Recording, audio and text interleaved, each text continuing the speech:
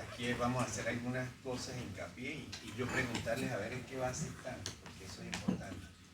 ¿En qué punto de vista semiológico están ustedes para el diagnóstico de algunas cosas? ¿Okay? Hay algo muy importante y es que la supervisión en salud, nosotros vamos a tratar en lo posible de hacer hacer una evaluación integral de salud de todo el niño desde el punto de vista nutricional, crecimiento y desarrollo físico. ¿Y eso por qué? Porque a nosotros nos interesa muchísimo ver cómo están los progresos en su desarrollo psicomotor. Esto nos va a llevar a muchas cosas y si nosotros estamos siguiendo estos pacientes desde el punto de vista neurológico y lo vemos probablemente de varias consultas, que cuando ustedes vean supervisión de salud en pediatría, que se lo da la doctora Redondo, que es la última guía MinSal que salió, que es bastante extensa, ustedes pueden detectar precozmente posibles alteraciones. Y eso es lo que nosotros queremos, que ustedes se adelanten y en lo posible puedan hacer diagnósticos de forma precoz, si este niño amerita intervención o no, desde el punto de vista neurológico.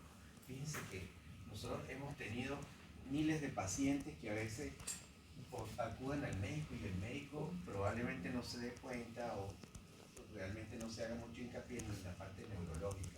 Y eso va a depender mucho de la intuición y del aprendizaje que ustedes hayan tenido en cuanto al desarrollo psicomotor. Esto, por supuesto, va a haber prevención de enfermedad y ustedes lo que tienen que hacer es promover recomendaciones que favorezcan el óptimo desarrollo en el estado de salud y tomando en cuenta siempre los acuerdos familiares. Entonces, en cuanto a la supervisión de salud, es una oportunidad única que permite acompañar al niño y a su familia en el proceso de crecimiento y desarrollo y así promover un estado óptimo de salud. Y eso es lo que ustedes van a hacer todo el tiempo. Cuando ustedes van a ver probablemente la consulta del niño sano, ustedes tienen que guiar a esa familia para un crecimiento y desarrollo que sea de forma armónica, organizada y para que dé óptimo estado de salud. Cuando nosotros hablamos de la clasificación de los pacientes pediátricos, va a depender según la edad. Ojo, yo les voy a dar RCP y en RCP a nivel internacional es diferente la clasificación de la edad pediátrica. Pero nosotros aquí nos vamos a guiar por esta clasificación desde el punto de vista no de urgencia, sino de pediatría. Recién nacidos de 0 a 27 días. ¿Okay? Lactante menor de 28 días a 11 meses, lactante mayor de 12 meses a 23 meses, preescolar de 2 a 5 años, escolar de 5 a 12 años y adolescente de 13 a 18 años. ¿Okay? Eso es lo que nosotros definimos y ya ustedes no me pueden hablar, doctor, tengo un paciente masculino de 2 meses. Tienen que decirme un lactante menor. ¿Okay? Cuando van a hablar si tienes 4 años, ustedes tienen que decirme, doctor, tengo un preescolar de 4 años de edad. ¿Okay? Ya tenemos que hablar con esa nomenclatura de la edad pediátrica, eso es importante. Hay una araña aquí.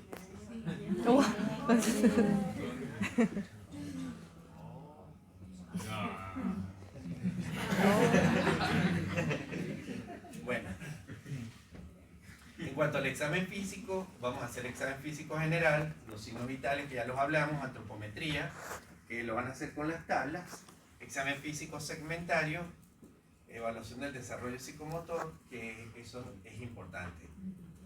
Tengan mucho cuidado con la antropometría porque es algo básico, ustedes tienen que aprender a manejar las tablas. Nosotros de hecho preguntamos ahorita en el ECOE, por lo general siempre lo preguntamos y vemos que todavía hay muchas fallas, eso que tenían las tablas y todo, y es muy fácil de sacar o hacer los diagnósticos antropométricos de peso de edad, peso talla, índice de masa corporal. Pero esto tienen que aprenderlo a hacer para poder ustedes tengan su consulta cuando sean médicos ya. ¿Qué condiciones para realizar un adecuado examen físico? Igual que dije anteriormente, temperatura ambiental adecuada, los niños son muy susceptibles al frío, deberíamos tener las manos tibias y limpias, que a veces es difícil, al menos que en el box se tenga agua caliente, pero tienen que lavarse las manos por supuesto y ponerse guantes. ustedes lo saben, hay que empatizar con el niño, siempre que la madre o el tutor esté presente, eso es muy importante, no quedarse solo, seguir un orden lógico y ordenado y dejar para el final la faringe y la otoscopía como les dije anteriormente.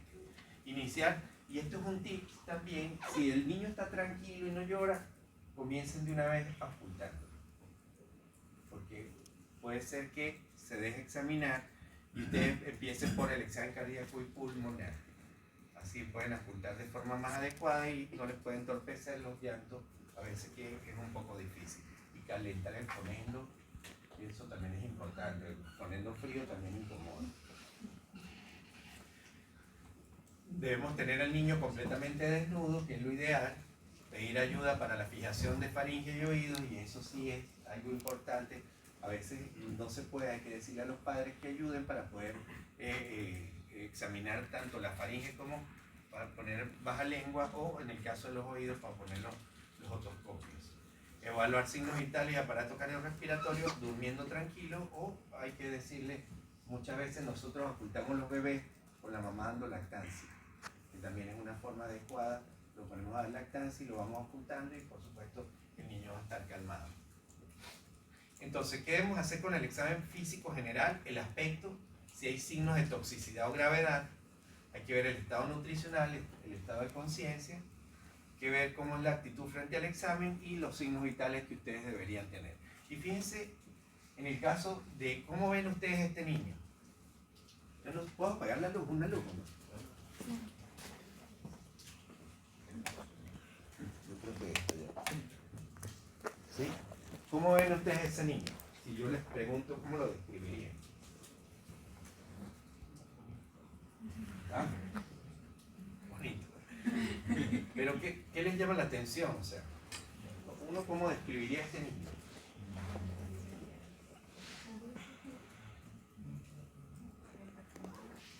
Se ve bien perfundido y se ve rosado. ¿Sí o no? Se ve rosado, se ve vigoroso, se ve. ¿Sí o no? ¿Sí? Se ve, tiene apertura ocular espontánea, bien, ¿ok? Se ve muy vigoroso. Ahora, ¿cómo ven este? ¿Ah? ¿Ven la diferencia entre un bebé bien y un bebé probablemente con un toque del estado general? Fíjense que tiene lesiones purpúricas, ¿ok? No hay apertura ocular espontánea, no está vigoroso, probablemente está comprometido de conciencia. ¿Okay? Eso es lo que yo quiero que ustedes empiecen a diferenciar entre lo que es una cosa y la otra. Entonces, los signos de gravedad o toxicidad, siempre hay que ver el estado de conciencia, si hay letargia o irritabilidad, la coloración de la piel es indispensable, si hay mala perfusión. ¿Cuántos él tiene capilar normal? Menor de 2 segundos. Los pulsos, ¿cómo van a estar? Los pulsos en pediatría son ultra importantes, igual que los adultos también. Ustedes siempre tienen que palpar los pulsos tanto de extremidades superiores como inferiores. En el caso, nosotros de los niños tenemos patologías cardíacas como coartación de aorta, que ustedes pueden tener pulsos prácticamente ausentes desde el femoral hacia abajo, ¿okay? Y pueden estar hipertensos arriba y hipotensos abajo, ¿okay? Eso tienen que tenerlo presente. En el caso de la respiración, si hay hipo o hiperventilación, ¿okay? Esto es muy, muy importante. ¿Cuándo hablamos de hipoventilación? Cuando son menos de 14.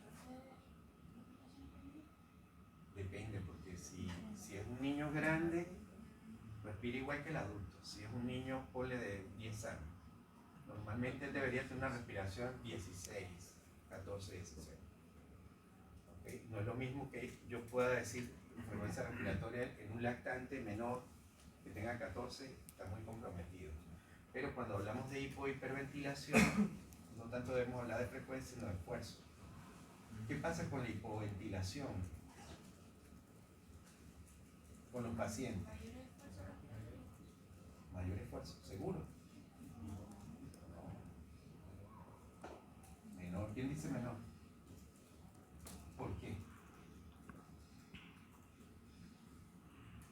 ¿Qué pasa cuando los pacientes se intoxican con benzodiazepina? Deprime el sistema nervioso, Nicolás, ¿y qué pasa? ¿Y entonces qué hace? Hipoventila, exactamente, hipoventila, porque hay una alteración, probablemente una depresión del centro cardiorrespiratorio y por ende el paciente hipoventila. ¿Y ustedes qué hacen en ese caso? ¿Cuál sería el tratamiento? Ventilarlo. ¿Sí? ¿Cómo?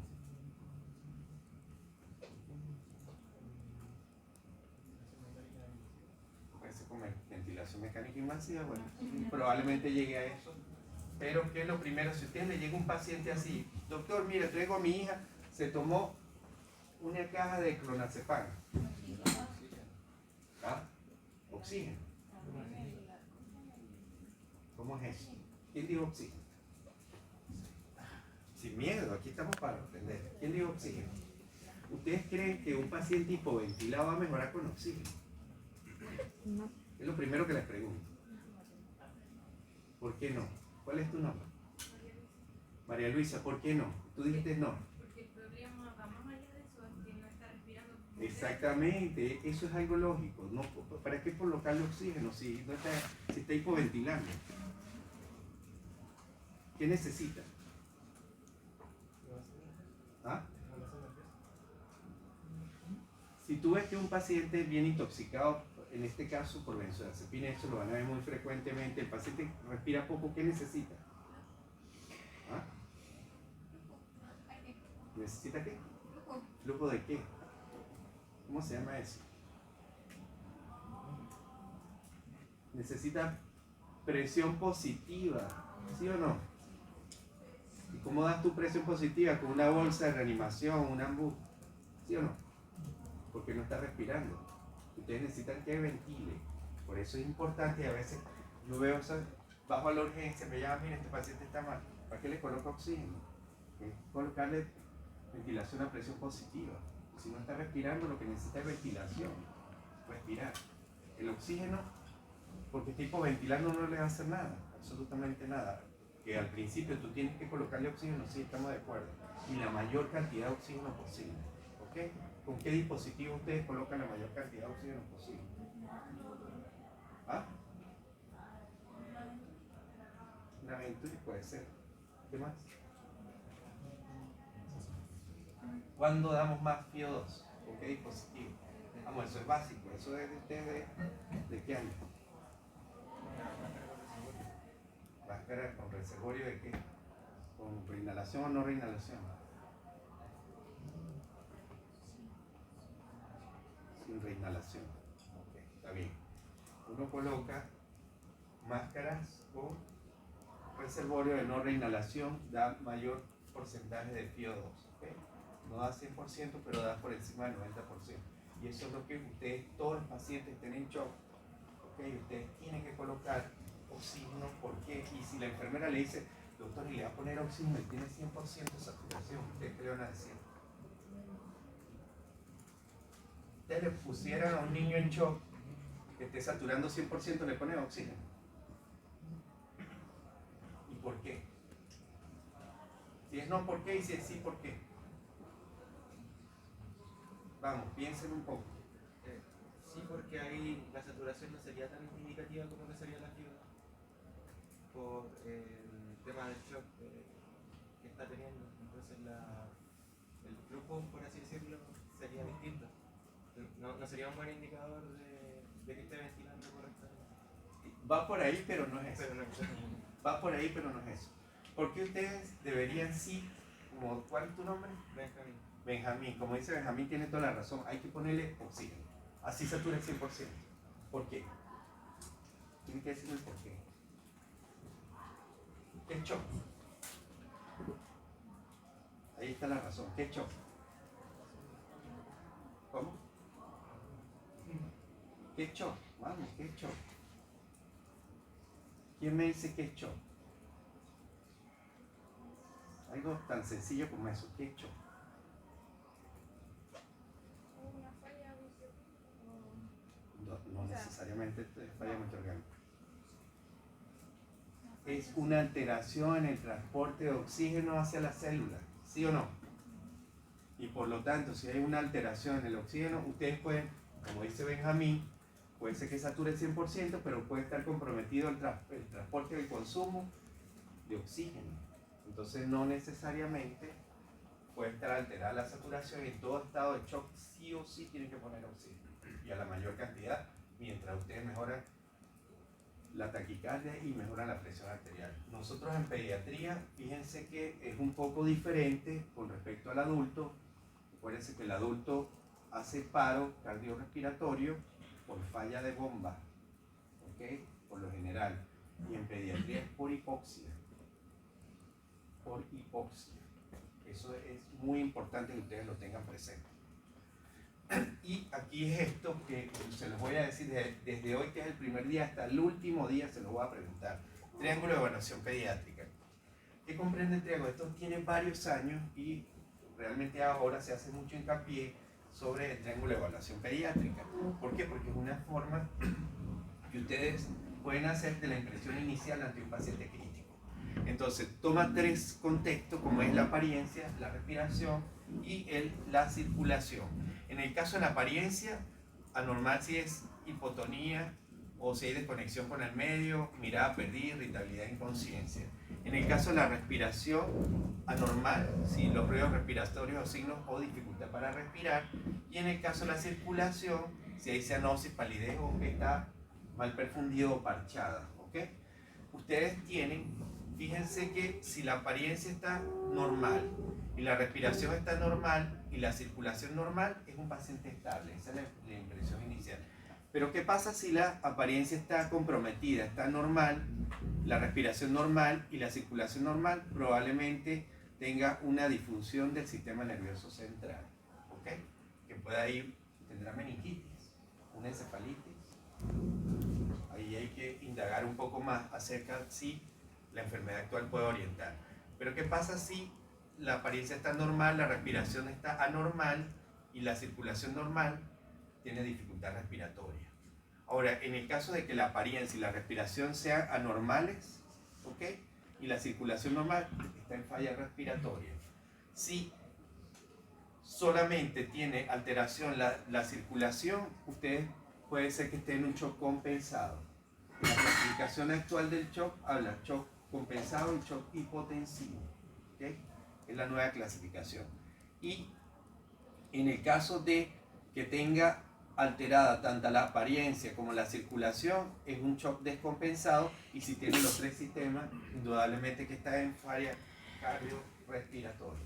¿Okay? Para eso sirve este triángulo de evaluación pediátrica. Ustedes tomen una impresión inicial y puedan de una vez avanzar. Por supuesto que uno hace esto, el triángulo de evaluación pediátrica, y de una vez deberían irse con el ABCD. ¿Sí o no? Que es lo que deberían ustedes, cómo abordar el paciente críticamente enfermo. Entonces, en el caso del aspecto, la posición es importante, si hay hipohipertonía o si hay una posición que sea antiálica ante el dolor. En el caso de ustedes ven los niños con apendicitis, a veces tienen la tendencia a recoger las piernas porque si estiran las piernas le duele, eso puede pasar, o en el caso de las cólicos renales también. El grado de actividad o conciencia, en el caso de movimientos asimétricos alterados, que tengan paresias, distonías, TIC, etcétera, dismorfías, en el caso de las genopatías, o que pudiéramos tener como ejemplo el síndrome del fetal o droga. Fíjense que en el caso de las dismorfías es muy importante siempre ver si el paciente puede estar en el contexto de un síndrome malformativo, si tiene polidactilia, si tiene implantación de las orejas bajas, ¿okay? Si tiene alguna alteración de la línea media, en el caso de labio y paladar hendido, ¿okay? Fisuras palatinas, etc. O que tengan algún otro tipo de alteraciones, como la vamos a ver más adelante. En cuanto al estado nutricional, vamos a hacer la antropometría, peso y talla y perímetro craneano. El perímetro craneano más adelante es hasta los 3 años se llega a medir, al menos que haya una condición. Si el niño tiene hidrocefalia y ustedes están pensando, tiene 5 años y que la mamá dice que le aumentó de la cabeza, probablemente ustedes deberían medirle y comparar con el perímetro cefálico anterior. ¿Okay? Nosotros en el dado caso de los índices peso dado, talla edad, tenemos las tablas de Nash, que es por donde nos guiamos, que la doctora Redondo después le va a dar una clase específicamente de esto, Y los conceptos de canales de crecimiento, que en las curvas ustedes deberían tener un crecimiento armónico de la curva del paciente que ustedes están graficando. Se supone que deberían estar entre el percentil por lo menos 25 y 75, en ese rango deberían estar en los canales de crecimiento. Todo, si ustedes ven que vamos a suponer a los 3 meses estaba en el percentil 25, pero a los 6 meses está en el percentil 5, un quiebre pasó. Entonces ustedes tienen que sospechar ahí, ¿será que tiene una enfermedad celíaca? ¿Será que tiene una FQ? ¿Okay? Que probablemente esto sea lo que está pasando. Para eso sirven estos canales de crecimiento, y es muy importante que ustedes tengan una curva bien establecida, de manera que ustedes puedan revisar si el paciente va bien o va mal. En el caso de las recomendaciones para tomar un peso aproximado, hay momentos en que probablemente ustedes le llegue el paciente de urgencia y cómo lo pesan, si está críticamente enfermo. Entonces, de 1 mes a 11 meses ustedes pueden edad más 9 entre 2. ¿Ok? En el caso de los menores de 6 años, ustedes pueden edad por 2 más 8, y en el caso de los mayores de 6 años, el peso es la edad por 3 más 3. Vamos a suponer, si tiene 8 años, ¿cuánto debería pesar?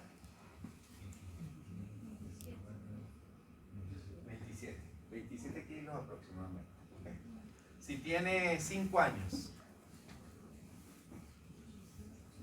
18 kilos aproximadamente. Eso es lo que en promedio debería pesar un niño de 5 años. ¿Okay? Y ustedes pueden guiarse por eso. Esto, por supuesto, esto es un supuesto ideal, es que todos los niños tengan su peso y eso. Por lo menos nosotros en la unidad de cuidados intensivos las camas tienen peso, y cuando nomás se acuesta el paciente, de una vez se pesa, y con eso uno tiene la posibilidad de calcular todo, por supuesto, mucho más certero. Y estas son las tablas que yo le digo, por eso es que este es el canal de crecimiento.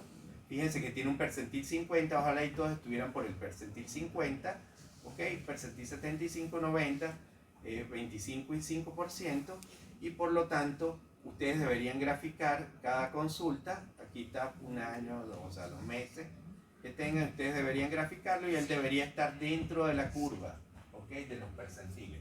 Pero ¿qué pasa en lo que yo les decía? Vamos a suponer que estaba aquí entre el percentil 25, pero a los 6 meses está aquí, algo pasó. Entonces hay que ver qué quiebre hubo, porque hay alguna enfermedad que nos puede estar causando esa disminución nutricional, que probablemente se quedó, qué patología puede, si está asociado a que tenga reflujo, que tenga una enfermedad adicional aparte de la que tenga, pues, etcétera, etcétera. ¿Okay? Eso es importante que ustedes lo tengan previsto. Fíjense, en el caso de la desnutrición, tenemos dos tipos de desnutrición: kwashiorkor, que son proteico-calóricas, y esta es más calórica que otra cosa, la marasmática. Aquí en nuestro país, en la actualidad, no hay problemas de desnutrición, más bien malnutrición sí hay. ¿Okay? Hay mucha obesidad, y la obesidad es un problema de salud pública en la actualidad. ¿Okay? Disculpe, doctor, ahí una era proteica y la otra era... Calórica, calórico-proteica. Esta es más por falta de proteínas, ¿ok? Y la otra es por aporte calórico. En el caso de los signos vitales, frecuencia cardíaca es ideal hacerla en reposo, ¿ok? Tranquilo en 1 minuto.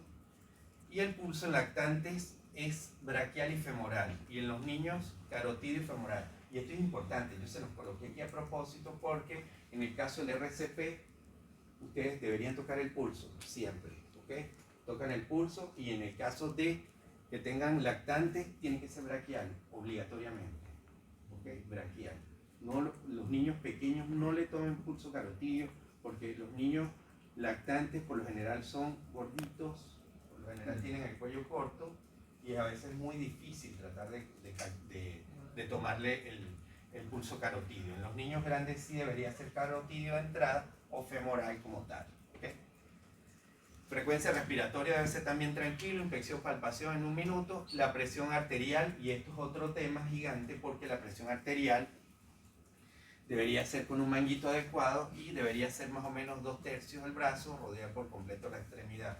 Para cada edad debería haber un brazalete diferente. ¿Okay? Hay brazaletes para lactantes, para lactantes mayores, preescolares, escolares y adultos pequeños. ¿Okay? Deberían ser anaranjados, verdes, azules y azul oscuro deberían ser más o menos, eso es lo que yo le dije, de los colores para cada edad.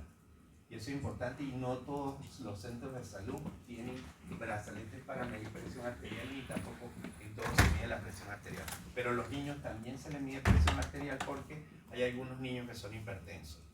En el caso de la temperatura, para hablar de fiebre, debería ser mayor de 38 grados centígrados rectales. Eso ya no se utiliza, eso pasó de ser, ya no se toman temperaturas rectales, realmente desde hace unos cuantos años para acá. Y lo que se toma es axilar, mayor de 37.5 grados centígrados, que ustedes pueden tomar. También lo pueden tomar óptico, en el caso de algunos termómetros que son ópticos que ustedes introducen y hacen un disparo y por supuesto toman la temperatura, o frontal, como por lo general en las unidades de cuidado intensivo de los países desarrollados, que toman temperatura frontal. Y fíjense que para cada cosa, presión o frecuencia cardíaca, nosotros también tenemos percentiles para la edad, dependiendo de la edad del niño. Si son menores de un día, en el caso de la frecuencia cardíaca, fíjense que puede variar. Vamos a suponer de 1 a 3 semanas 148 en promedio. Fíjense que de 1 a 1 año 120, a medida que van creciendo se van normalizando como los adultos. ¿Okay? Eso tienen que tenerlo presente. Igual cuando vayamos a simulación, yo por lo general les paso las tablas para que sepan más o menos, porque a ustedes les cuesta mucho. A veces estamos montando un episodio de shock, entonces me ponen una frecuencia de un niño grande en 100. Entonces debería ser mucho más elevada, o sea, por consiguiente por la edad del niño, y eso es importante que ustedes lo tengan presente. En el caso de la presión arterial, en el caso hay tanto para el sexo masculino como el sexo femenino, y dependiendo de la edad también radica, las tablas son diferentes, inclusive la talla entra también y a jugar un rol muy importante en el caso de la presión arterial.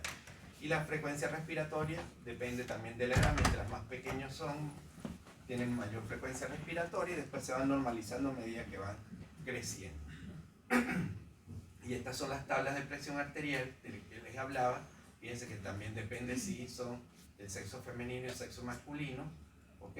Y también tienen percentiles para su edad para hablar de si están hipertensos o no. Cuando hablamos de hipertensión arterial hablamos sobre percentil 95 para la edad, y en el caso de la hipotensión, percentil bajo el 5 para la edad. ¿Okay? En el caso de los recién nacidos, estos son reglas mnemotécnicas que ustedes pueden tener. En el caso del recién nacido, si tiene una presión arterial sistólica menor de 60, ya uno habla de hipotensión. De 1 a 12 meses, presión arterial sistólica menor de 70. De 1 a 10 años, presión arterial sistólica menor de 70 más la edad por 2. Y en mayores de 10 años, presión arterial sistólica como la del adulto menor de 90, ya uno puede hablar de hipotensión. Vamos ahora con desglose del examen físico. En el caso de la piel y paneras, tienen que ver color, si está sonrosado, si tiene buen llene capilar, por supuesto la palidez, ictericia. En el caso si hay pigmentaciones como esta, que son las manchas mongólicas, que estos normalmente tienden a desaparecer posteriormente a medida que vayan creciendo. Si hay equimos, si hay hemangioma, nevus, o en el caso de en el cuello, que hay a veces niños que tienen linfangiomas, o en las extremidades inferiores, o manchas de color café con leche, que es la enfermedad, ¿cuál? Neurofibromatosis, o enfermedad de ¿cuál? Enfermedad von Rickenhausen. ¿Okay? En el caso senos dermoides, hay que revisar la parte posterior final de la columna vertebral. En el caso de senos dermoides, a ver si no hay fusión. A veces quedan fositas pilonidales, que pudiera haber alteración de la columna vertebral. Tumores, quistes, encefaloceles, más adelante vamos a ver meningoceles también. Exantemas, en el caso de los exantemas, a la doctora Arredondo le encanta preguntar esto. Máculas, pápulas, vesículas, en el caso de las enfermedades exantemáticas como la varicela, el sarampión, la rubiola. La rubiola está erradicada. El sarampión se han habido casos, pero son casos extranjeros que han venido y han tenido, pero aquí no hay sarampión autóctono. Signos de garataje, de rascado, ¿ok? En el caso del maltrato infantil, tengan mucho cuidado con esto, edema, eritema, o ver cómo está la tensión y la elasticidad de la piel en el caso de los pacientes. Fíjense, hay algunas manchas o nevus, ¿ok? Hemangiomas, ¿ok? Signo de la mano blanca. En el caso de la cianosis central, en el caso de los cardiopatías congénitas, esto es frecuente, el paciente que nace con cianosis central, hay que siempre pensar en cardiopatías congénitas. Fíjense en este caso, ¿dónde están las uñas de este paciente? No tiene. Y en el caso de la cianosis distal o acrocianosis, ¿okay? En el paciente con enfermedades pulmonares crónicas o enfermedades también respiratorias crónicas, en el caso de dedos de palillo en tambor. ¿Okay? La ictericia, ¿okay? Que en los niños, ustedes ya saben que pueden tener ictericia en el caso de las madres que tengan incompatibilidad de grupo, que pudiera ser una de las causas, la ictericia fisiológica, la más común. Hay también ictericia patológica en incompatibilidad de RH, que es una de las más importantes, o pudieran haber otros casos. Siempre uno piensa de último ictericia por lactancia materna, es lo más raro que se ve. Y en el caso de la enfermedad de neurofibromatosis, el tipo de manchas de color café con leche, que normalmente pueden estar asociadas al neurofibromatosis o la enfermedad de von Rickenhausen. ¿Cuánto dura la ictericia fisiológica? Depende, o sea, debería ser posterior a las 24 horas que empiece la patológica, siempre comienza antes, las primeras 24 horas de vida, pero esa puede durar 72 horas, 4 días, depende de cuál sea la causa de la ictericia. ¿Okay? En el caso de la fisiológica, a veces por pinzamiento del cordón tardío, o que todavía no haya deposiciones, eso es muy importante en el caso de los hilios meconial, que no tengan deposiciones, y eso puede enlentecer la circulación enterohepática y por supuesto la eliminación de la bilirrubina. Va a depende de la causa. ¿Okay? Si no tiene cefalohematomas, a veces con trabajos de parto, yo por lo menos soy anti partos instrumentales, me parece que eso no debería ya en esta época. Sacar un niño con force, eso ya no debería ser, para eso son las cesáreas. A veces hemos tenido fracturas, cefalomatomas o capos sucedáneos, que a veces ese secuestro de sangre puede producir ictericia también. En el caso de estas lesiones purpúricas, ¿qué enfermedades pueden tener lesiones purpúricas? Infecciosa, la más frecuente.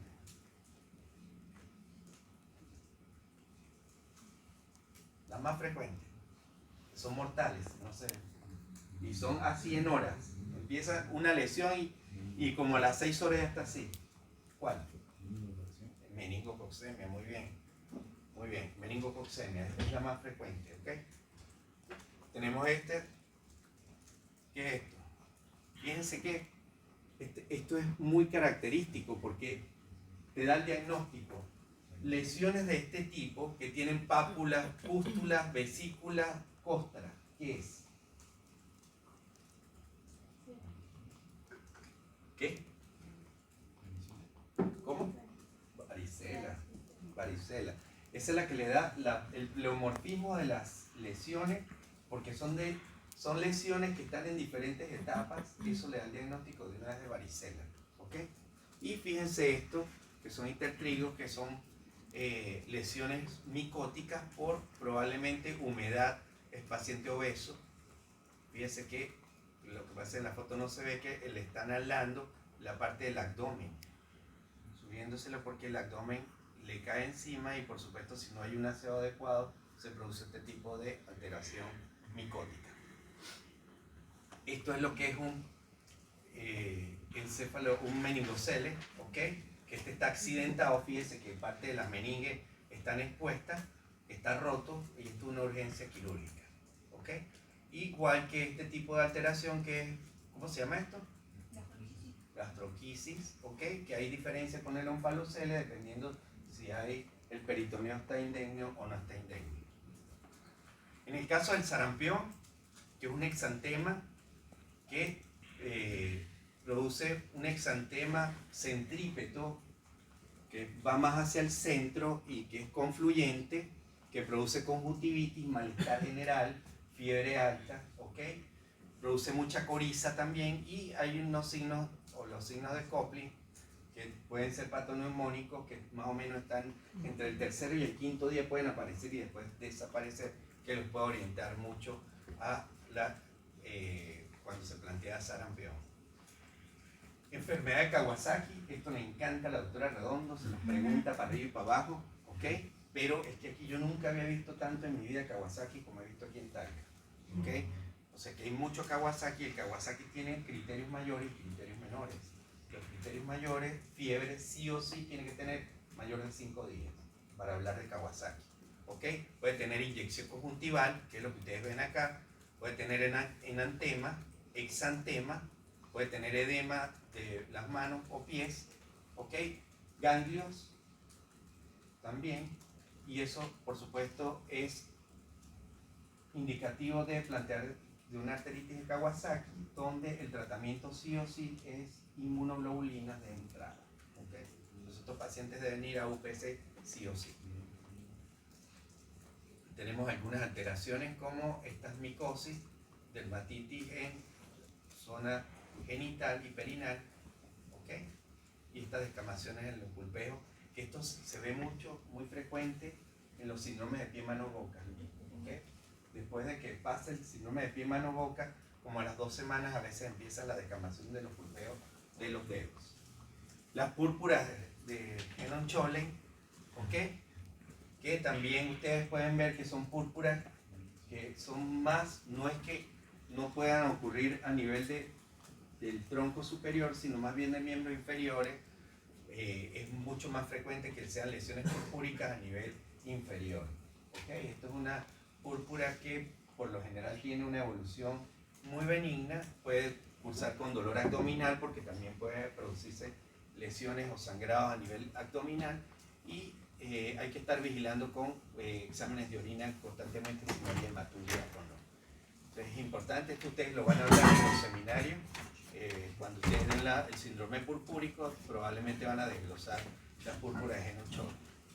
En el caso de las escabiosis, esta es una enfermedad infecciosa que por mal hacinamiento, mala higiene, donde por lo general están muy comprometidos los pliegues, ¿okay? O los pies y las manos, y que ustedes eso es fácil, porque van a ver al niñito puro rascándose y la mamá rascándose y todo el mundo rascándose en la casa.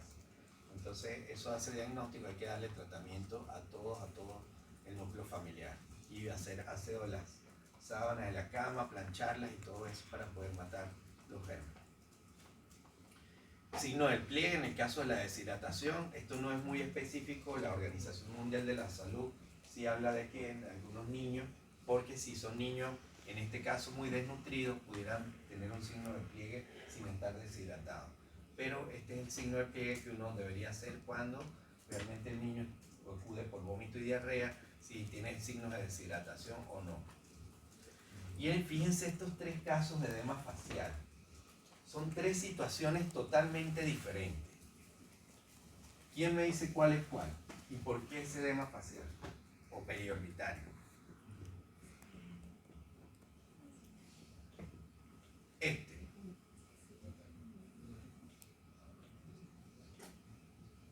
¿Por qué le parece que tenga edema? Esta chica. ¿Ah? Y este chico. Bueno, este es un niñito malnutrido, desnutrido, que es un guachol. Esto es lo típico de la desnutrición guachol, ¿okay? Que es por pérdida de albúmina, pérdida de proteínas y que normalmente a estos nenes les pasa esto. Esta niña, ¿qué les puede usted sugerir? Una reacción alérgica a la picadura. Esto pudiera ser una reacción alérgica, es esta, de este niño. Una reacción alérgica, y esto, un paciente que no, está la falla, pero no falla renal, como los síndromes nefróticos, ¿okay? Que cursan con esto. Fíjense que son tres entidades diferentes, pero que pueden cursar con situaciones similares. Es más perioritario. Esto es un síndrome nefrótico, esto es una reacción alérgica importante. ¿Okay? Y en el caso del maltrato infantil, fíjense que hay a veces signos de garataje, ¿okay? Como esto, que son por secuelas de verle pegado con cinturón o amarrados, los niños amarrados, o que son ahorcados también. ¿Okay? Que esto puede pasar, a ustedes le pueden, y eso es una cosa que debemos denunciar, muchachos. No debemos, en estos casos que nosotros tengamos sospecha, se activa servicio social y se hace un estudio y por supuesto se pueden evitar posibles muertes a futuro de estos niños. ¿Okay? Yo he visto inclusive con quemaduras de cigarrillos que les apagan. He visto yo varias veces eso.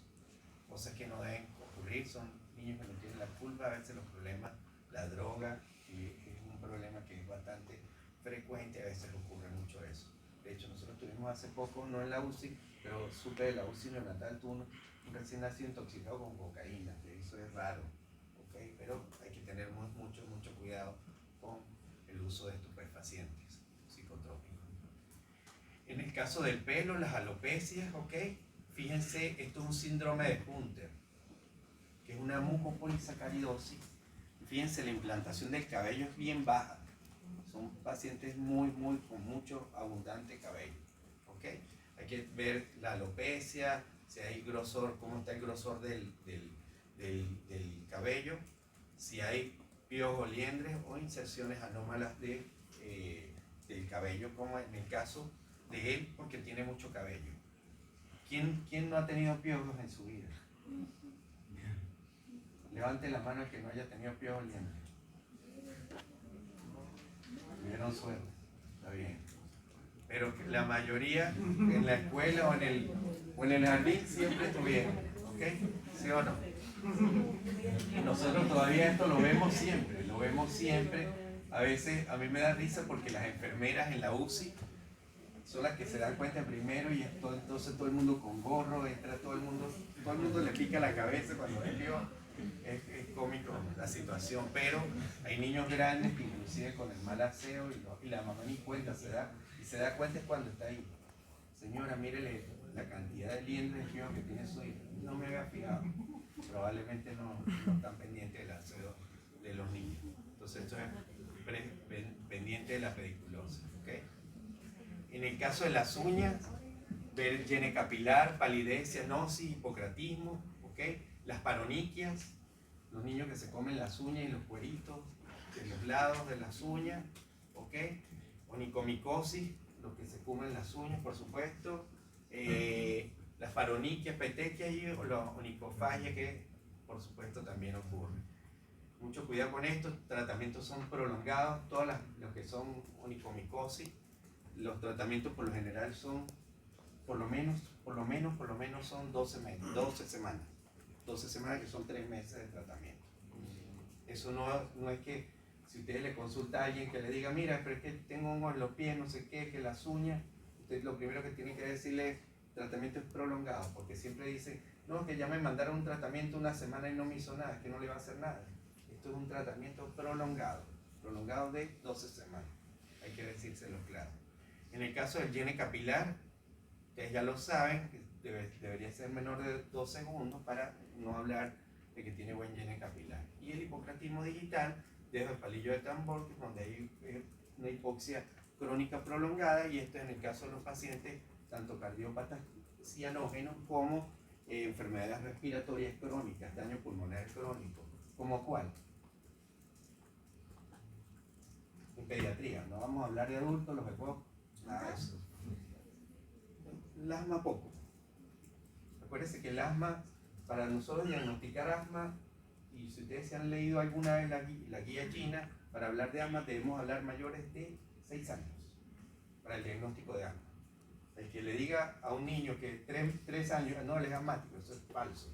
No puedes hablar de asma si tú no haces exámenes complementarios. Y no puedes hacer una espirometría a un niño de 3 años. ¿Cómo?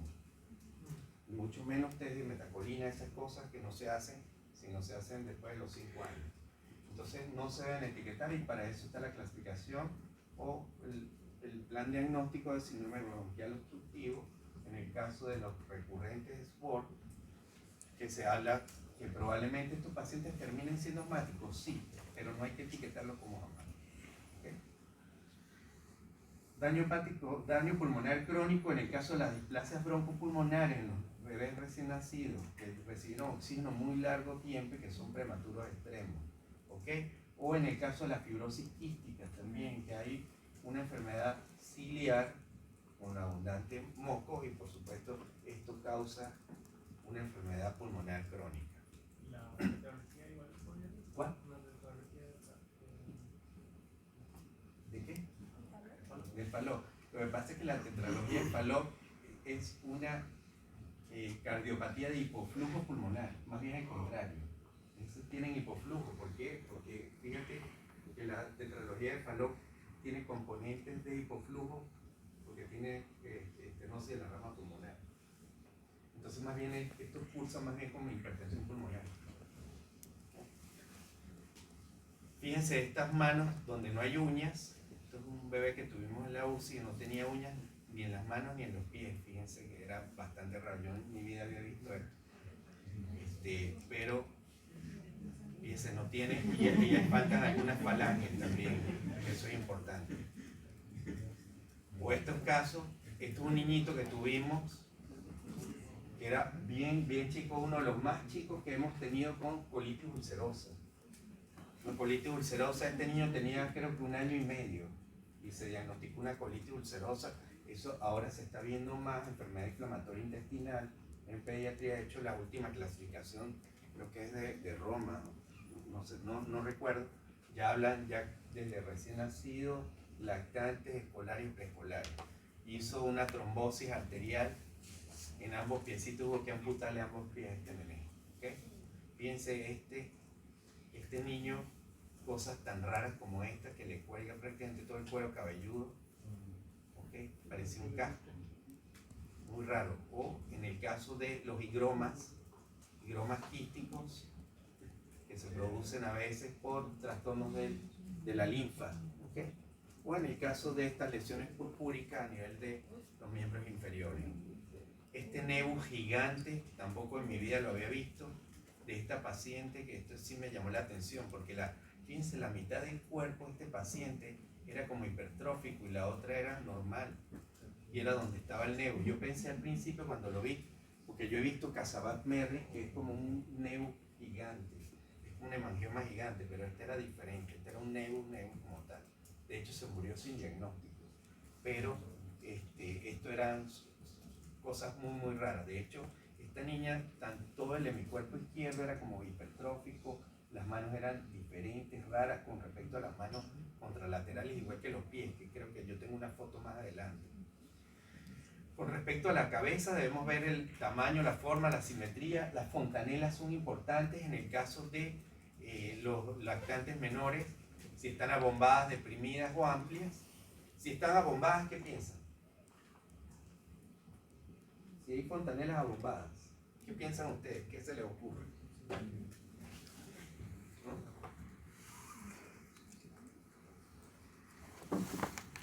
Pudiera ser. ¿Qué más? ¿Qué cosa pudiera ser? Capus sucedáneo. Pudiera ser. ¿Qué más? ¿Qué es lo primero que ustedes le ven a un niño si viene irritable, llorando, con vómitos y tiene la fontanela bombada? ¿Qué se piensa? Y tiene fiebre. ¿Ah? Meningitis, de una vez. Eso es lo primero que hay que pensar. Meningitis. Y si están deprimidas, deshidratación. Ok, bien. Y si son bastante amplias,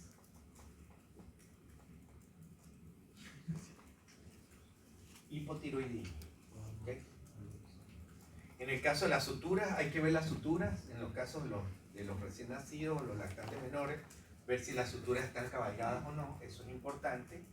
Y en el caso de que tengamos cefalomatomas o capus sucedáneo. Diferencia entre uno y el otro. ¿Qué diferencia hay entre un cefalomatoma con respecto al capus sucedáneo? ¿Cuál? ¿Cuál traspasa la sutura? El El capus sucedáneo traspasa la sutura. ¿Por qué?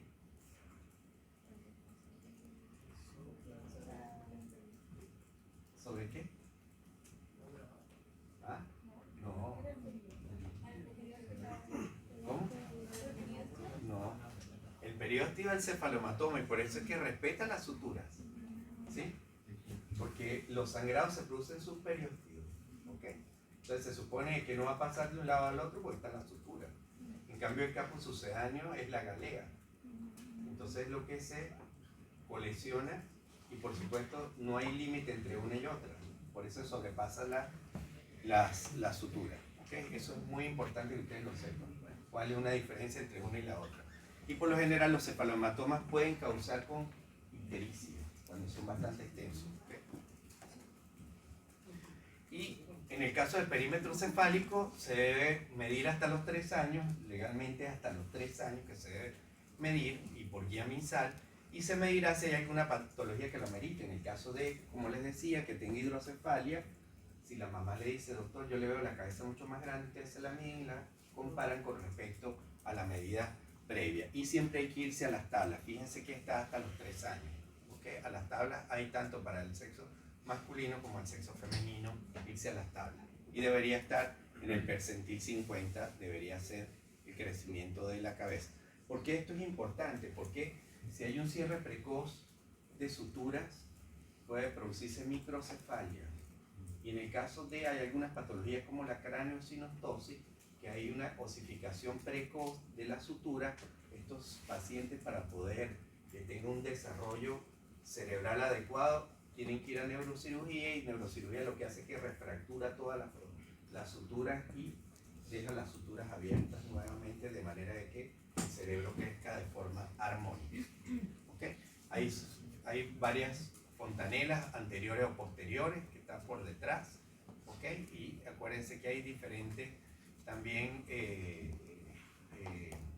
suturas como las coronales, la landoidea o la transversa, que también pueden estar implicadas en algunas de las patologías cuando hay cierres precoces, ¿okay? Como la braquicefalia, ¿okay? O la plagiocefalia, la esquepalocefalia, que son, por lo general hay osificación de suturas, por lo menos las transversas, que se consolidan de forma muy precoz, o la trigonocefalia, en el caso de que haya la sutura metópica se haya fusionado de forma precoz. Inclusive hay niños que están encamados desde que nacieron y a veces el cráneo se deforma. Por eso es que nosotros los pacientes en UCI los tenemos que estar cambiando cada 3 horas de posición o poniéndole almohadas de gel o cosas para que no se les deforme la cabeza. ¿Okay? En el caso de la escapocefalia, ¿okay? Fíjense que la sutura es la que va a estar, la sagitaria es la que va a estar osificada y por eso el crecimiento de la cabeza de esta forma. O la coronal, fíjense que la cabeza es como más redondeada. Y esto ocurre a veces con pacientes encamados, fíjense. Pacientes probablemente que están todo el tiempo y no se movilizan, y más que todo ocurre eso con pacientes con ventilación crónica, tienen traqueostomía, que están siempre de un solo lado acostados. Fíjense que puedan haber deformidades dependiendo de osificación de la sutura. ¿Okay? Ahora, en cuanto a los ojos, tenemos que ver la forma, si hay, cómo está el epicanto, hipertelorismo, eso va a depender de la dirección, o sea, del acercamiento de los globos oculares o del distanciamiento en el caso del hipertelorismo. Las pupilas, que a mí me encanta preguntar esto, midriasis, miosis, isocoria, anisocoria, y ustedes saben que dependiendo del nivel de la lesión cerebral, ustedes pueden tener un tipo, ¿sí o no?, de pupilas, ¿sí? En el caso de los movimientos oculares, movimientos consensuales, estrabismo, el estrabismo es una patología GES, por lo tanto, nomás se diagnostica, tiene que ir a derivación para corrección precoz del estrabismo, más que todo hasta los 3 años. Color, hay que ver el enrojecimiento, si hay ictericia, hemorragias, petequias, colores azulados con la enfermedad de Wilson, que pudieran tener depósitos a nivel de los ojos. Párpados, hay que ver si hay secreciones, edema, proctosis, ¿okay? En salida del párpado, la oftalmia, en el caso de pacientes deshidratados que se ven hundidos, o de acrocistitis en los niños pequeños, donde pudiera haber que es muy fácil de diagnosticar esto porque ustedes van a ver que probablemente el niño mantiene una lágrima persistente. ¿Okay? Entonces, eso les puede orientar a que esté obstruido el conducto láctimo-nasal y por eso mantenga la epífora todo el tiempo permanente. Y eso uno lo que le manda a hacer ejercicio o masajes al orificio del conducto lagrimal, se le dan masajes, se toca de esta forma circular y si no mejora hay que sondearlo por el oftalmólogo infantil. Fondo de ojo nosotros prácticamente no hacemos mucho, al menos que sea un paciente con trauma cráneoencefálico que tenga alteración del estado de conciencia. De resto, para hacer un ojo imagínense hacerle un fondo de ojo a un lactante, ¿cuándo les va a colaborar? Además, esto es más que todo especializado. Oftalmología infantil, hay que sedar el paciente, aparte de eso hay que dilatar la pupila, es un problema, por lo general se hace por su especialidad. Y lo que sí ustedes tienen que estar pendientes del rojo pupilar, porque esto sí nos puede llevar a que tenga algunas enfermedades que necesariamente tengan trastornos en los medios de refracción. Cuando hablamos de el epicanto, el hipertelorismo, fíjense, el epicanto corto, este es un síndrome de línea media que tiene un labio y paladar hendido, ¿okay? Y este es hipertelorismo que vemos los globos oculares bien distanciados. Y cuando nosotros hacemos y vemos el rojo pupilar, nosotros podemos ver este tipo de alteración donde no hay rojo pupilar y vemos que los medios de refracción están afectados. Lo primero que uno debería plantear es que tenga un retinoblastoma o una catarata congénita también que me pudiera dar este tipo de sintomatología. Esto es una urgencia, indudablemente debe ir a derivación inmediata. ¿Okay? También es muy fácil que ustedes pongan la linterna de esta forma. Si ustedes ponen la linterna de esta forma, fíjense que ustedes pueden ver en el caso del estrabismo, porque ustedes ponen la linterna y debería verse lo blanco, el reflejo de la linterna debería verse entre el medio de las dos pupilas, si están simétricos los globos oculares. Si ustedes ponen la luz aquí, así como yo estoy haciendo, debería verse reflejado en cada globo ocular, así como se ve aquí, blanco y blanco. Pero si ustedes se fijan, en esta pupila está en el centro y en esta no, está más ubicada hacia el borde de la pupila externa. Y ustedes pueden decir, aquí como que hay un estrabismo. Esto sí ya es evidente, por supuesto, cuando hay desviación interna, una endotropia, ¿ok? En el caso cuando es interno, endotropia, y cuando es externo, exotropia, ¿ok? Pueden ver si estos son ya intervenciones quirúrgicas, hay que corregir esto porque hay que tratar de alinear los ojos y evitar que se hagan imágenes que queden persistentes de estos pacientes con el estrabismo. Y en el caso de las pupilas, ustedes pueden tener pupilas isocóricas, pupilas dilatadas, o miosis, ¿ok? Pupilas puntiformes o anisocoria, ¿sí o no? Desde el punto de vista semiológico, ustedes reciben un traumatismo cráneoencefálico y ustedes pueden predecir dónde está la lesión, tranquilamente. Usted dice, desde el punto de vista semiológico, si está anisocórico, yo puedo decir, mire, este probablemente tiene un hematoma intracraniano o debe tener desviación de la línea media, depende del globo ocular que esté afectado. Tranquilamente, y más si examina y hace una autocopia y tiene hemotímpano y tiene otras cosas, ustedes pueden orientar desde el punto de vista semiológico qué trauma tiene, ¿okay? Es importante. ¿Cuándo el paciente tiene midriasis?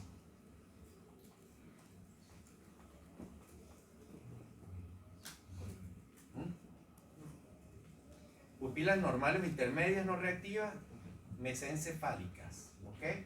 Ventral, tenemos herniación, intoxicación por barbitúricos, muy importante. En el caso de las mesencefálicas dorsales, herniación transtentorial, hipotensión, lesiones vasculares o intoxicación por cocaína, ¿ok? En el caso de las pontinas, las puntiformes, intoxicación por opiáceo, hemorragia de la protuberancia. Y en el caso de daño cerebral, pudieran ver anisocoria, pues lo pueden ver en el TEC, los accidentes cerebrovasculares, o en el caso de las herniaciones bucales, ustedes pueden tener anisocoria sí o sí, ¿ok? Que son los tipos de pupilas que ustedes deberían empezar a manejar constantemente.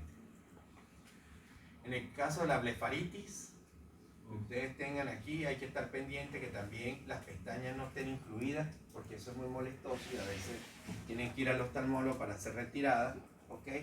Pero fíjense las conjuntivitis que se producen, que pueden ser desde el punto de vista alérgico, infecciosas también, que pudieran ser, ¿ok? La celulitis periorbitaria, aumento de volumen por supuesto, de los párpados, y ustedes ahí sí tienen que plantear si es sectal o presectal.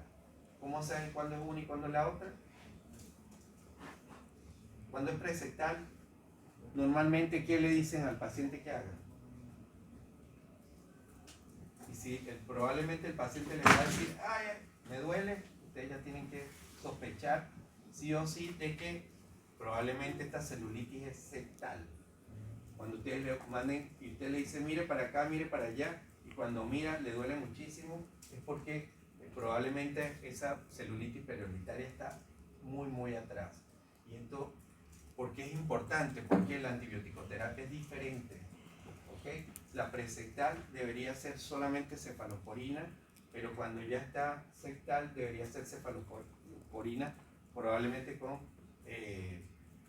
medicamentos de un poco más de amplio espectro, ceftriaxone, Glinda, ¿okay? Pudieran utilizar en estos casos. En el caso de la nariz, van a ver aleteo nasal. En el caso de los recién nacidos, atresia coana. Eso sí es importante, todos los bebés recién nacidos y lactantes menores por lo general son respiradores nasales. ¿Qué significa esto? Si tienen moco nasal probablemente van a estar taquineicos. Ustedes a veces le limpian la nariz y mejoran. Por eso es que los niños resfriados cuando tienen moco nasal se agitan, vomitan, porque eso les produce obstrucción y los incomoda. Hay que ver si la secreción es serosa, purulenta o sanguinolenta. Y en el caso de si la secreción nasal es unilateral, purulenta, ¿qué piensan? Si ustedes tienen un bebé que les consulta al servicio de urgencia y le dicen, doctor, lo traigo porque está botando secreción como pus por la nariz de un solo lado y huele muy feo. Probablemente eso es lo que le van a decir la mamá o el tutor que lo lleve. ¿En qué piensan? Un cuerpo extraño, exactamente, un cuerpo extraño. Eso es muy importante. Los niños a veces se meten granos, se meten porotos. Yo he visto hasta esponjas, he visto que se meten inclusive en los oídos. ¿Okay? Hay que tener mucho cuidado, pero cuando son unilaterales es cuerpo extraño hasta que se demuestre lo contrario. ¿Okay? Nariz en forma de silla de montar, que es lo típico de la sífilis, eso es muy típico en los recién nacidos que tienen sífilis congénita, que son descargas muy purulentas, pus, desde que nacen, y en la forma de la nariz es de esa forma de silla de montar. Impétigo, herpes, cuerpos extraños, pólipos, también pueden ver. Hay que, en los niños más grandes, percusión de los senos paranasales. Fíjense que no podemos hablar tampoco de sinusitis en un niño menor de 2 años. Eso no existe, porque los senos no están neumatizados. ¿Okay? No todos los senos están neumatizados. Y hay niños que a veces no huelen. ¿Okay? Fíjense, el seno etmoidal aparece al nacer y el fin del desarrollo a los 12 años. En el caso del seno maxilar, desde los 0 a 2 años, el seno esfenoidal a los 2 años y el seno frontal del 4º al 5º año. ¿Okay? Hay que ya están neumatizados. En el caso de la boca, hay que ver el color, la humedad, si hay vesículas o no. En el caso de los edemas, fisuras o labios hendidos, secreciones. En el caso de la lengua, hay lenguas geográficas, que a veces esa lengua con las papilas se ven como muy pronunciadas y de diferentes formas. ¿Okay? Hay que ver si hay saburra, si hay como una capa blanquecina que puede estar apta al gorra. ¿Okay? En el caso de las infecciones micóticas. Y hay que tener muy presente a veces los niños que utilizan inhaladores, en el caso de corticoides, hay que estarle lavando la boca. ¿Okay? Si ustedes le colocan el inhalador, más que todo ¿cómo es que se llama? Por los espaciadores. Hay que estarlos limpiando porque los corticoides a veces producen este tipo de infección. En el caso de las macroglosias, lengua grande, como el síndrome de Down, en el caso del hipotiroidismo, mucopolisacariosis o el síndrome de Petit-Wimmer, que es una enfermedad congénita donde hay alteraciones más que todo metabólicas, ¿okay? De glucosa y esas cosas. ¿Qué es esto? ¿Qué es esto? Un impétigo, ¿qué? Buloso o cotroso. Entonces, ¿qué gérmenes?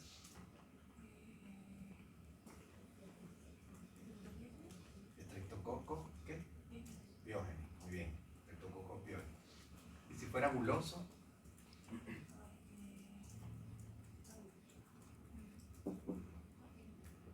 Staphylococcus aureus, muy bien. Staphylococcus aureus. Esto es lo típico de los impétigos, ¿okay? Y esto, bueno, no se ve muy bien la foto, pero esto es un niñito que ingirió cáustico.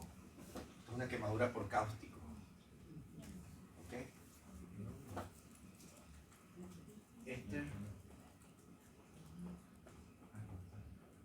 Esto es una epidermiolisis bulosa. Este niño le pedí el favor a él y a la mamá que yo nunca había visto estas lesiones de la epidermiolisis bulosa de la lengua. Fíjense que aparecen como lesiones en la lengua grande. Fíjense la forma de los dientes. También es bien raro. Dije que por favor si podía tomarle fotos y me autorizaron. El mismo niño me decía, sí, doctor, abra la... Usted había hablado del impétigo castroso. Costroso por Staphylococcus Sí, piógenes, Streptococcus piógenes. Y el otro. Staphylococcus aureus es el buloso. La enfermedad de Kawasaki, que se lo vuelvo a repetir, ¿okay?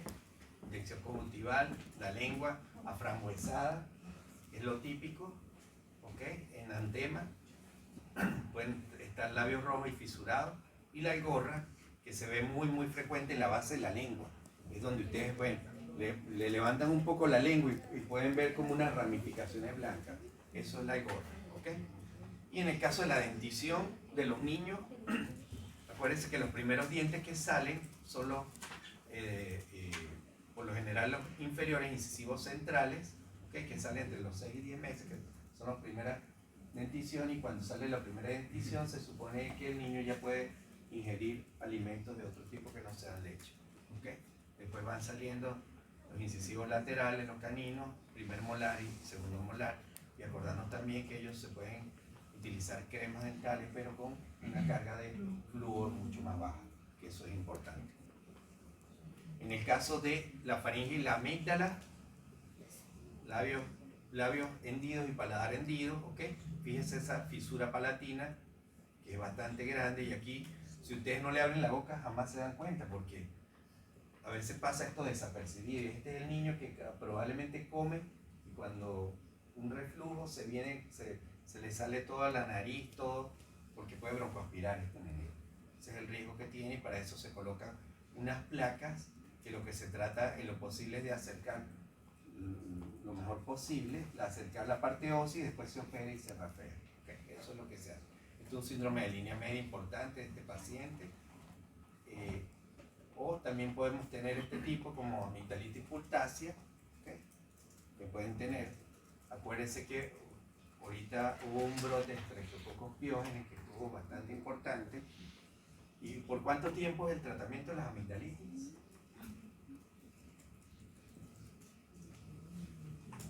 ¿Por cuánto tiempo? ¿Por cuánto tiempo ustedes mandan tratamiento para la amigdalitis? 5.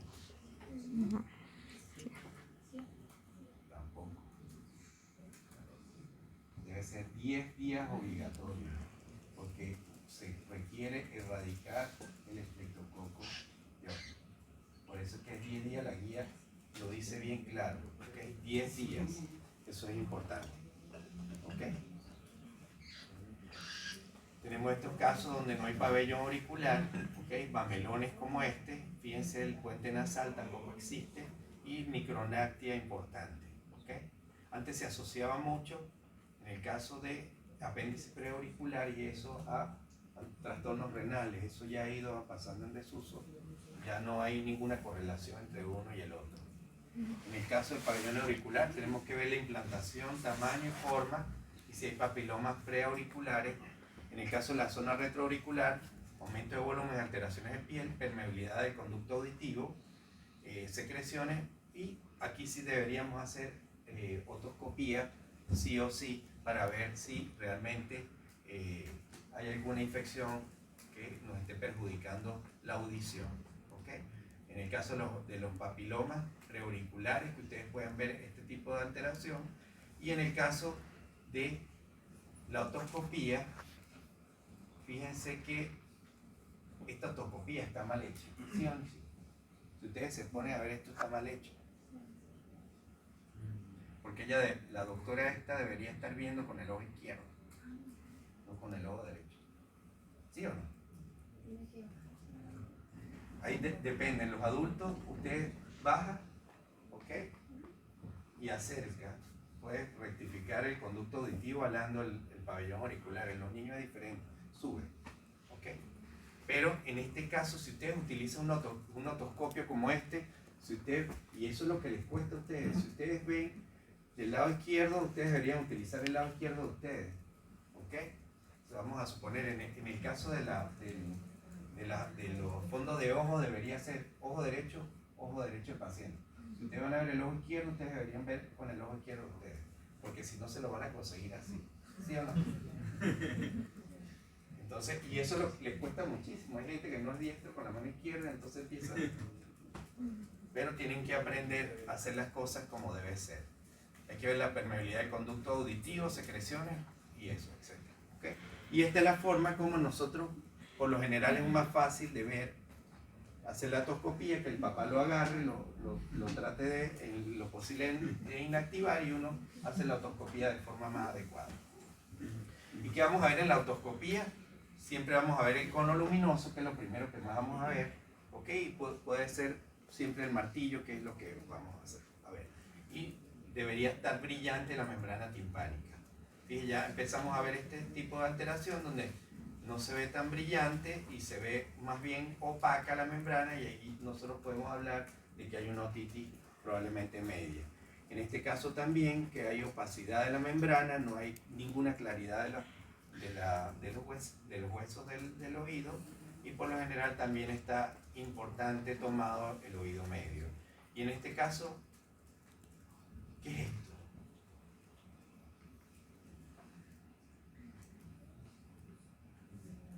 ¿Qué diferencia hay una otitis media supurativa y una otitis con efusión? Eso sí lo tuvieron que haber visto, me imagino. Sí, ¿verdad? ¿Qué le dijo el doctor Ledesma? Yo me imagino que le tuvo que haber dado eso. Acuérdense que la otitis media con efusión no produce fiebre ni nada. ¿Okay? Simplemente hay efusión. Probablemente son esos niños que son alérgicos, que mantienen la nariz tapada. ¿Okay? Acuérdense que el oído siempre se comunica ¿con qué? Con la nariz por la trompa de Eustaquio, ¿sí? Y debería estar aireado. Cuando esa trompa de Eustaquio está obstruida, probablemente esto pasa. ¿Ok? Y el paciente está sordo por lo general. Entonces, si ustedes lo mandan y le descongestionan la nariz y le mejora el drenaje de los senos, indudablemente que esto mejora, sí o sí. Y esto, por supuesto, ya son otitis crónicas perforadas, ¿ok? Donde, por supuesto, el tímpano no está adecuado. En cuanto al cuello, vamos a ir más rápido porque ya estoy terminando.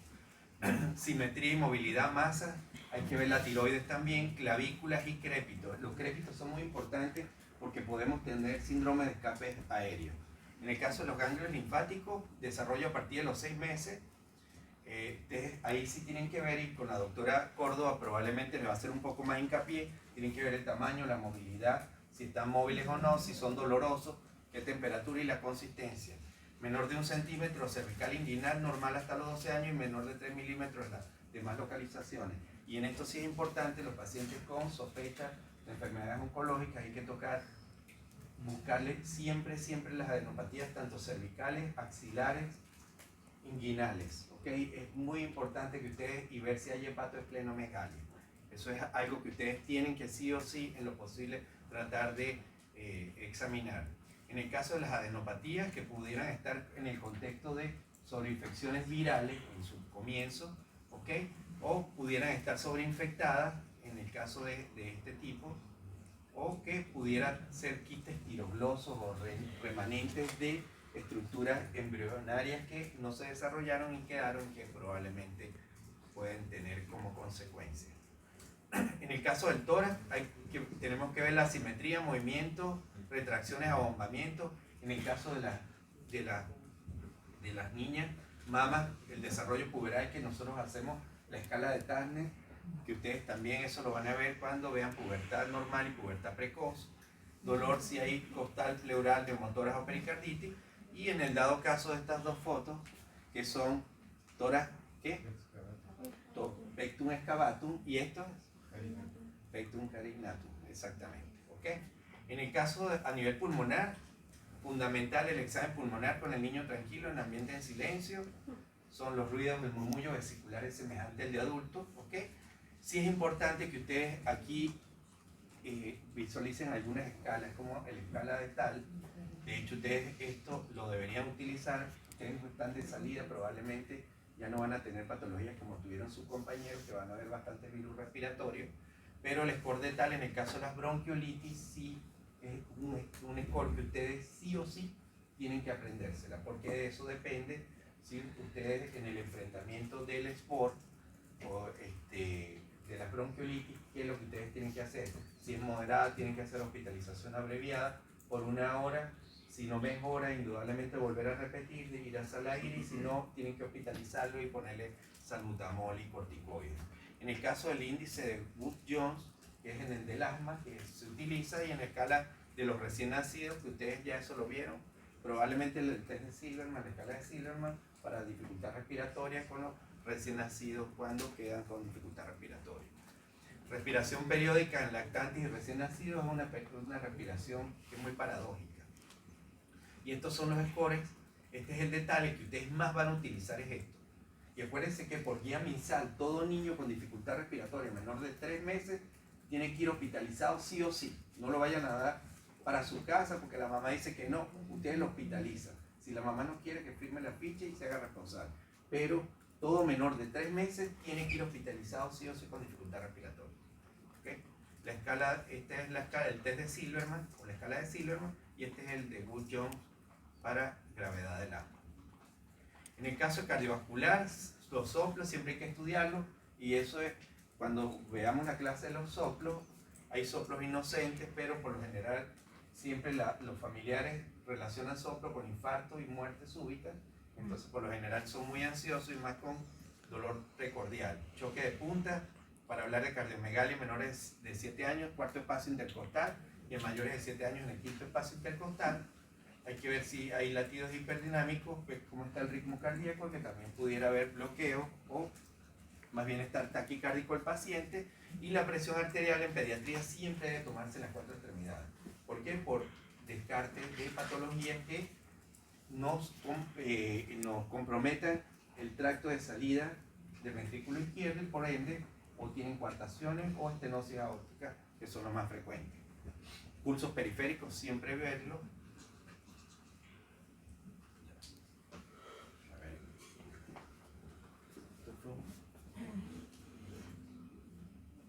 Con el toque corto. De hecho, recién nacido, fíjense, con el corazón afuera. ¿Okay? Que eso puede pasar. Y hay cosas tan raras como esta, que es la ectopia cordis, que fíjense que ¿dónde está el corazón aquí? No ven corazón, y no hay, eso es muy raro. Se hace una resonancia y ve que el corazón está intraabdominal. ¿Ok? Fíjense. Y es lo que está descrito en la literatura. El abdomen fisiológicamente en los lactantes siempre es abultado, ¿okay? Hasta los 3 años, es globuloso. La inspección del ombligo y el cordón umbilical sí es importante. Acuérdense que el moñón umbilical debería caerse más o menos como al 7.º día, ¿okay? Dependiendo. hay cordones umbilicales que permanecen por tiempo prolongado y hay que pensar en patologías sistémicas como hipotiroidismo pudiera ser. Buscar hernias y masas. En el caso de las hernias ustedes van a ver cirugía pediátrica, pero si ustedes ven una hernia inguinal, eso es netamente quirúrgico y cuando es quirúrgico cuando se diagnostica. En el caso de las umbilicales, no. Se espera hasta los 4 años. En el caso de las criptorquidias debería ser a partir de los 18 meses. ¿Y qué era otra cosa? Criptorquidias, sí. Esas 3 cosas. Hernias inguinales, umbilicales y criptorquidias. Se debe palpar el abdomen de forma suave con la yema de los dedos, se debe percutir. El hígado sí es algo que es difícil hacer una hepatometría. ¿Okay? Va a depender de la edad, a veces no es fácil. Normalmente en los lactantes debería haber 2 o 3 veces de dedo, debería ser normal, pero más de ahí debería ser patológico. Y fíjense que en el caso del neonato, 3 centímetros por el borde costal debería estar, ¿ok? En el caso del lactante debería ser entre 2 y 3, y en el caso del preescolar 1 o 2 centímetros, ¿ok? De reborde costal, ¿ok? El vaso puede palparse normalmente en lactantes, pero no es lo frecuente que ustedes palpen vaso, ¿ok? Hay algunos niños que se les palpa, otros no, pero en el caso de patologías oncológicas sí o sí, por lo general va a estar presente esto, hígado y vaso alterado. Estos son patologías muy groseras, fetus infetus, ¿ok? En el caso de malformaciones muy groseras en estos casos. La diferencia entre los falocele y la gastroquisis, que es bastante sencillo de diagnosticar esto, porque fíjense que el peritoneo está indemne en el caso de los falocele, ¿sí o no? Y el muñón umbilical está dentro de los falocele. En cambio, en la gastroquisis las asas intestinales van a estar expuestas por lo general y el muñón umbilical va a estar lateralizado. ¿Okay? Es la diferencia, es una diferencia bastante amplia que se ve. En el caso del hígado, en los niños estos, grandecitos, ustedes lo pueden ver, ¿okay? Y estos fueron unos pacientes que yo tuve que manejé unos 100 meses que después se separaron y quedaron vivos los dos pacientes. ¿Qué es esto? ¿Qué es esto? ¿Cómo interpretan ustedes una radiografía de esto? Ustedes vieron radiología, ¿verdad? ¿No?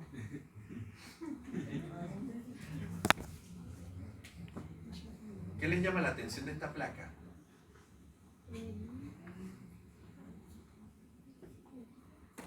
El hígado. El hígado está grande, ¿verdad?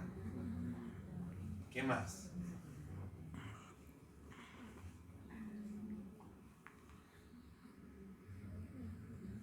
¿Qué es esto?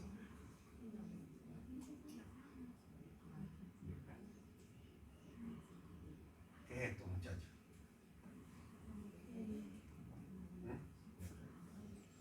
¿Cómo? ¿Cómo?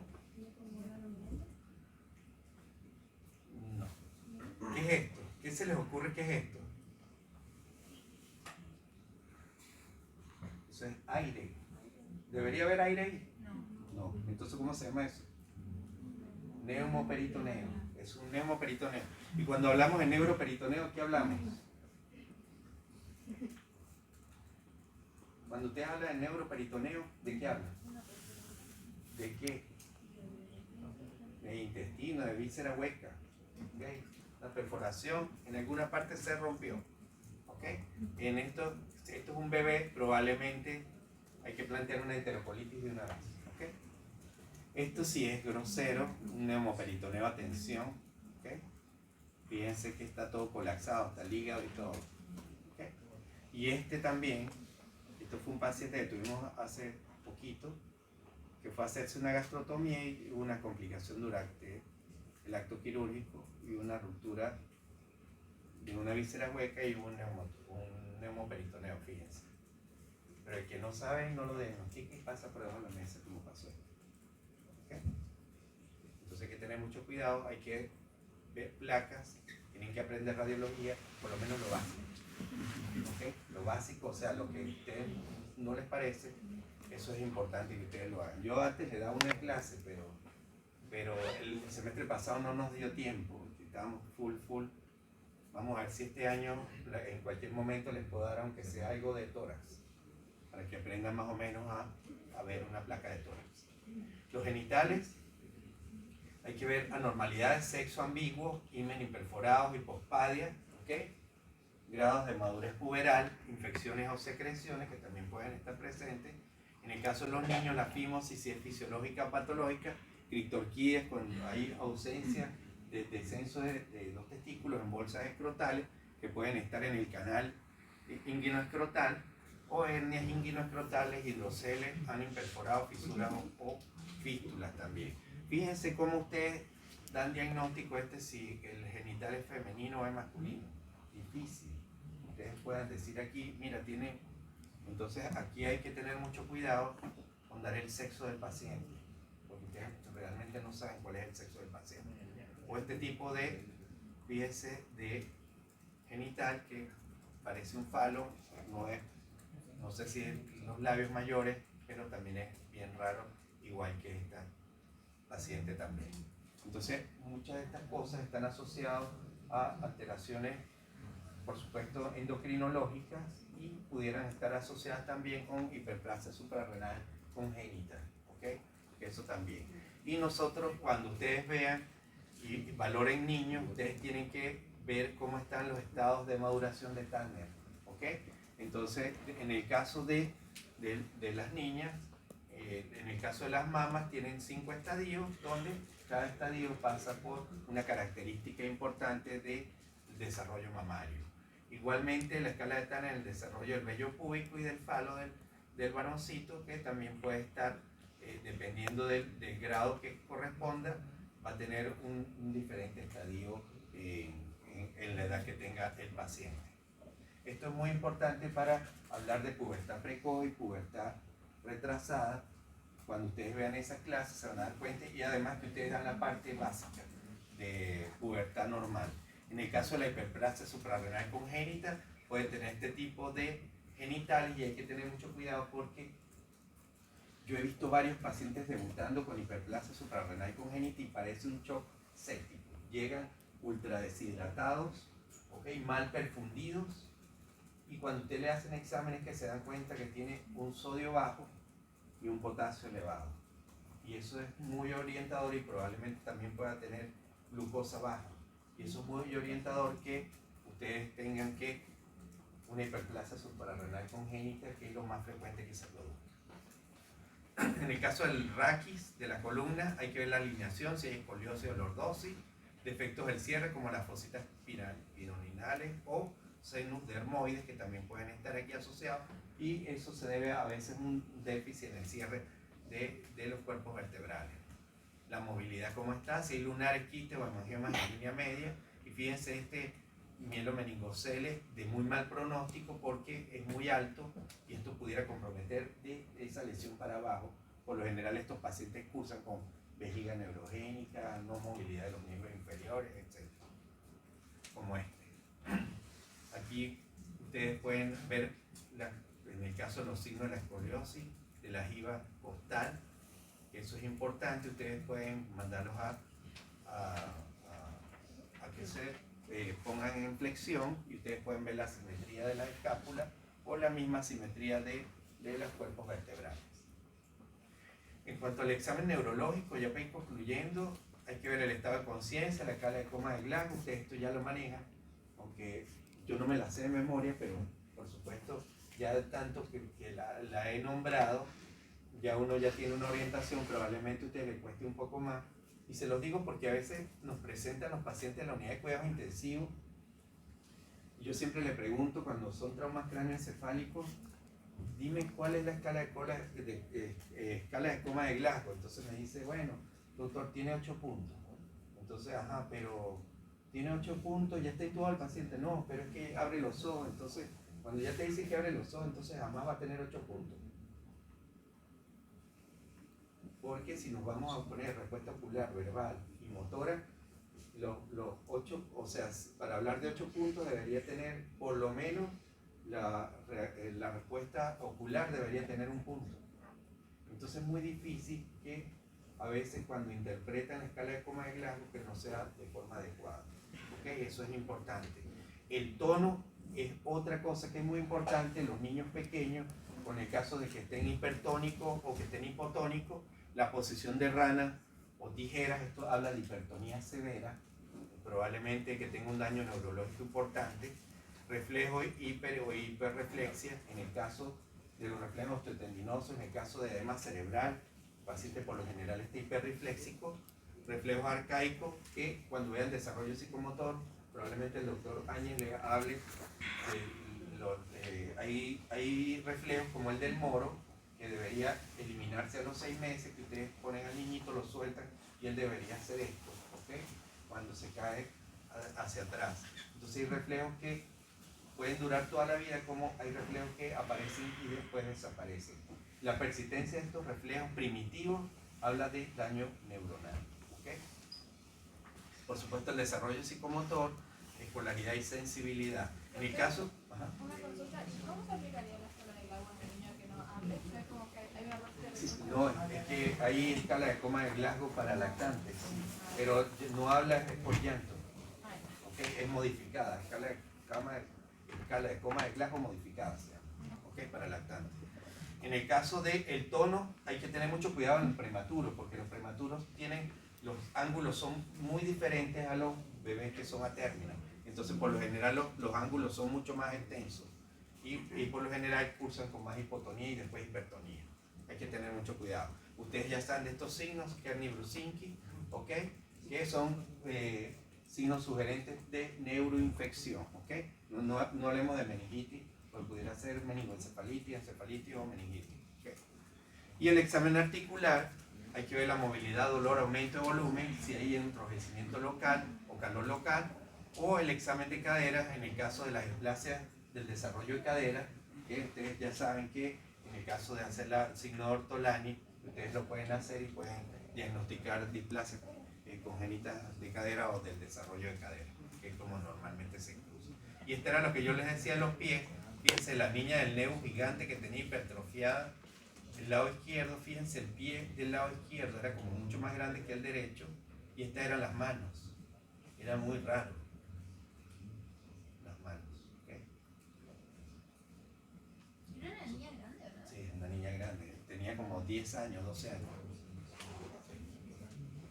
Y para concluir, los ejes diagnósticos, ustedes tienen que tener un eje nutricional, desarrollo integral, sea motriz, cognitivo, lenguaje socioemocional, problemas de salud detectados, diagnóstico familiar, diagnóstico social, determinantes sociales, donde ustedes van a tener presente la salud ambiental, si tiene o no vulnerabilidad psicosocial, y en esto sí hay que tener mucho cuidado por la cantidad a veces de problemas sociales que hay en la familia, alcoholismo, maltrato, drogadicción, que son cosas que pudieran alterar el diagnóstico social de estos niños, ¿ok? ¿Y cómo van a hacer el plan de trabajo con la familia? Hay que consensuar un plan de trabajo respetuoso con la realidad de cada familia. Ustedes van a explicar con indicación y recomendación a la familia cuando sea posible el niño, siempre guiarlo, ¿ok?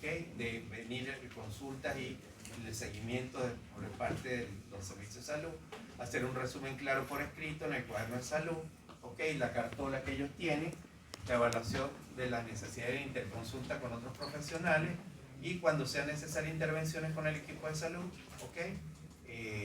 Si hay que hacerlo, por lo general con visitas domiciliarias, las indicaciones deben tener un enfoque anticipatorio, promocional y preventivo, y en el caso de los niños siempre debe incluir alimentación saludable, apropiada, los requerimientos nutricionales, por supuesto la demanda de cada paciente, y dependiendo también de la realidad económica de cada uno, estimulación del desarrollo psicomotor y socioemocional, y por supuesto mucho de prevención de riesgos de accidentes y de otros riesgos que también pueda tener el paciente como tal.